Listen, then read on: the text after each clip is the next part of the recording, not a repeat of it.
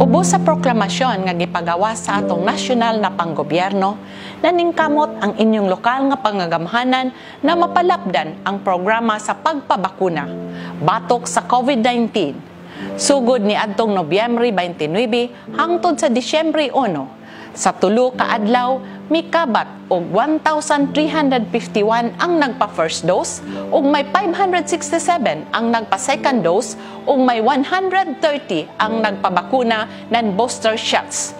Hinungdan sa pagsaka ng datos ng mga bakunado dinhi sa atong munisipyo. Sa kasamtangan, miabot na ang fully vaccinated ng 56% out of the total population og 80% gikan sa target population. Hapit na makabot ang taghinam-hinam na herd immunity sa atong lungsod. Busa, mapasalamaton ako sa tanang Clavernon nga miduyog sa tawag ug mitabang sa mga solusyon niining pandemya na atong nasinati karon. Hapit na kita mubalik sa normal. Busa tabangi kami pinaagi sa pagsuporta sa atong vaccination program.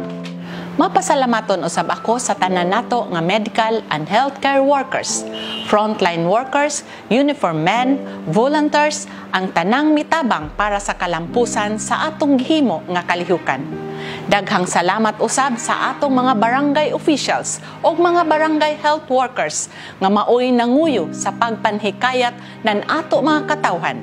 An ato padadyo na panaghiusa o pagtinabangay maoy nahimo natong kusog aron mahunong na kining pagkuyanap sa maong virus. Sa katapusan, akong giawhag ang ubang katawhan nga nagduha-duha pa. Atong huna-hunaon ang atong mga pamilya. Ato proteksyonan ang usag-usa pinaagi sa pagpabakuna.